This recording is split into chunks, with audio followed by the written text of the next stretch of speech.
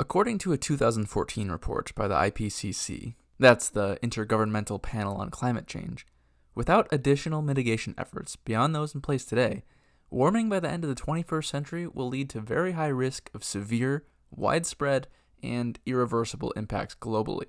It is very likely that heat waves will occur more often and last longer, and that extreme precipitation events will become more intense and frequent in many regions. The ocean will continue to warm and acidify, and global mean sea level will continue to rise. This is all just a way of saying that if we continue to do practically nothing about global warming, and in the cases of many people to pretend that it isn't even real, it'll start getting cooler. You just watch. I wish science agreed with you. Well, I don't think science knows, actually. We're going to be deeply fucked. Temperatures will get hotter, natural disasters will happen more often, the ocean will rise and dislocate millions of people. The oceans will also become less and less habitable for marine life, and will very likely have widespread death and wars over land and resources. And if things get bad enough, human extinction. But even if things don't get that bad, we'll still make our planet a much shittier place to live. Less habitable land, mass extinctions of other species, violence, a less beautiful and comfortable planet. And who wants that? Global warming is an existential threat to humanity and life on Earth in general. But before we can hope to do anything about it, we have to know what's causing it. So, what is causing global warming? There are many things that are causing the climate to change worldwide, but industrial activity is far and away the most responsible for it. According to the EPA, electricity and heat production is responsible for 25% of all greenhouse gas emissions globally. Non-energy related industries such as chemical companies, metallurgy, and mineral extraction companies are responsible for 21%. Agriculture, forestry, and land use is responsible for 24%, and the transportation industry is responsible for 14%, adding up to a total of 84% of greenhouse gas emissions. The remaining 16% comes from buildings and other. It is beyond any doubt that global warming is caused by human activity. And in this video, I'll be focusing on some of the biggest aggressors: burning fossil fuels, deforestation, and animal agriculture. I've been interested in sustainability and preserving the beauty of the natural world for a long time. I've read many books, articles, and reports on the topic of climate change, and I have personally taken steps to reduce my negative impact on our environment and atmosphere, such as going vegan, boycotting destructive companies, and living minimalistically. So, fossil fuels. The burning of fossil fuels is responsible for the majority of greenhouse gases in the atmosphere. But before I tell you about fossil fuels, maybe I should do a quick explanation of what the mechanism of global warming actually is. So, a greenhouse gas is a gas that contributes to the greenhouse effect, which is the warming that results when the atmosphere traps in the heat that would otherwise be radiating from Earth out into space. These gases include water vapor, carbon dioxide, methane, nitrous oxide, and chlorofluorocarbons, or CFCs. When you burn fossil fuels, such as things like coal or oil, they release vast amounts of carbon, which combines with oxygen in the air to create CO2. According to the IPCC, greenhouse gas emissions have increased since the pre-industrial era, driven largely by economic and population growth, and are now higher than ever. So, what's the cause of all these fossil fuels getting burnt? Transportation, electricity, and large-scale industry in general. Remember I said earlier that transportation exhaust is responsible for 14% of all greenhouse gas emissions? This includes things such as fuel for cars, trains, boats, and planes. Almost all of the world's transportation energy, 95% of it, comes from petroleum-based fuels, largely gasoline and diesel. And from 1990 to 2018, total transportation emissions have increased due in large part to increased demand for travel. In addition to the transportation aspect, there's also the general industry and electricity component. According to the EPA, since 1970, CO2 emissions have increased by about 90%, with emissions from fossil fuel combustion and industrial processes contributing about 78% of the total greenhouse gas emissions increase from 1970 to 2011. To create electricity, fossil fuels such as coal, oil, and natural gas are used. Coal is more carbon intensive than burning natural gas or petroleum, and accounts for 65.8% of CO2 emissions in the electricity sector worldwide. So remember, industry was responsible for 21% of greenhouse gas emissions in 2010, and electricity was responsible for 25%. So that's where the bulk of carbon emissions are coming from. But what about deforestation? Deforestation has a double effect on global warming. So, plants absorb carbon dioxide from the atmosphere as they grow. This is called biological carbon sequestration, or a carbon sink.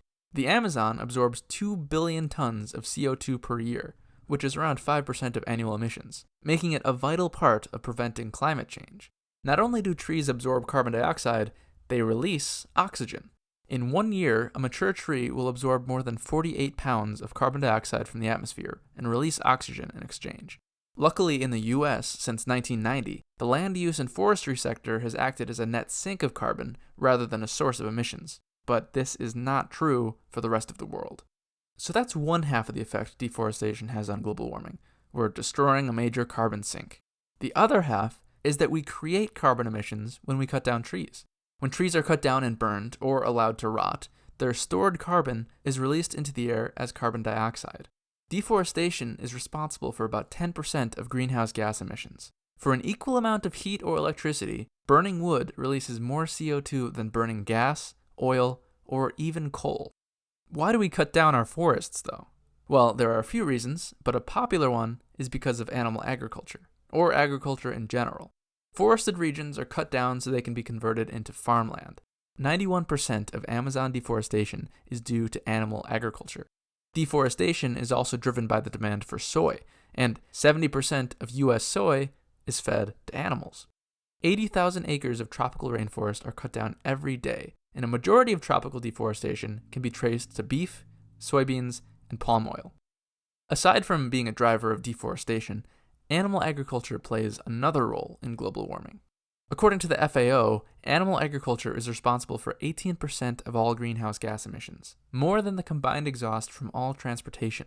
It's important to note, though, that this 18% number has been contested, with some studies claiming that the FAO has undercounted, and that animal agriculture is actually responsible for 51% of global greenhouse gas emissions.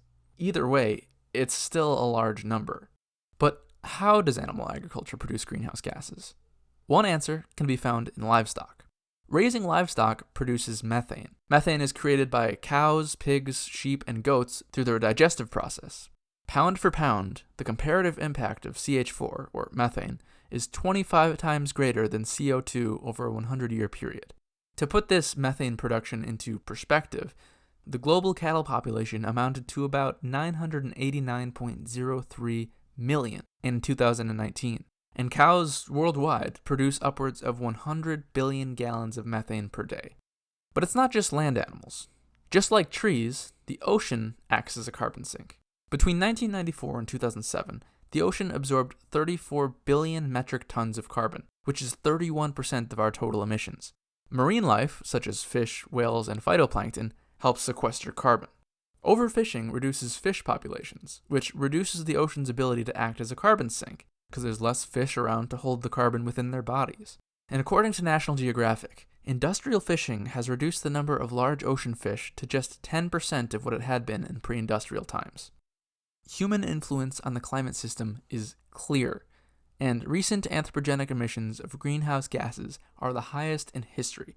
We cause climate change through burning fossil fuels, destroying the world's forests and oceans, and the vast sums of methane and environmental destruction that come from animal agriculture. There are certainly other sources of climate change as well, such as refrigeration.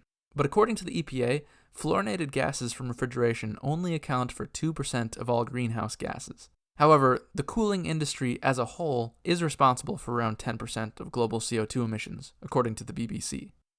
So, what can we do about it? While the biggest corporations are the ones doing the most damage to the environment, we have to acknowledge that we can't only blame them. These companies continue to exist and fuck shit up because consumers are paying them to. The blame belongs to every person who participates in the system, and it's up to every person to make it a more sustainable system. Every dollar you spend is a vote for how you want the world to be. Giving money to SeaWorld is a vote in favor of torturing whales for entertainment. Giving money to fishing companies is a vote in favor of destroying our oceans and filling them with plastic. Giving money to Amazon is a vote in favor of mass pollution and shitty products for the sake of convenience. Giving money to Nestle is a vote in favor of incredible plastic pollution and withholding clean or free water from people all over the world. Giving money to Coca-Cola is also a vote in favor of incredible plastic pollution, and so on with all the other giant companies we regularly support and don't have to. Before, I mentioned things like going vegan, boycotting large and harmful companies, and living minimalistically. Those things are all very good and will help. But make no mistake, more can be done. I could be doing more, and so could you. We could sell our cars and ride the bus or a bike everywhere. We could never get on a plane again, or at least reduce the rate at which we do. We could never use our air conditioning or heating again, or use them less. We could only buy secondhand clothes. We could only buy from sustainable companies. We could get as much of our food as possible from grocery store dumpsters. And we could not have children. These are all things that we probably should be doing, and some are easier or more desirable to do than others. But I think the important thing is to do something. We have to remember that no one can do everything, but everyone can do something. You don't have to change up your life to live in a more sustainable, environmentally friendly way all at once. Just start somewhere, like by buying all your clothes from thrift stores. And once you've grown used to that, do something else as well. Gradually stop supporting giant, destructive companies. And if enough people do that, these industrial giants will either go out of business or be forced to get with the times and switch to renewable energy and sustainable materials. Thank you for watching this video. I hope it was informative, not too depressing, and I hope it inspired you to do something. Have a great day.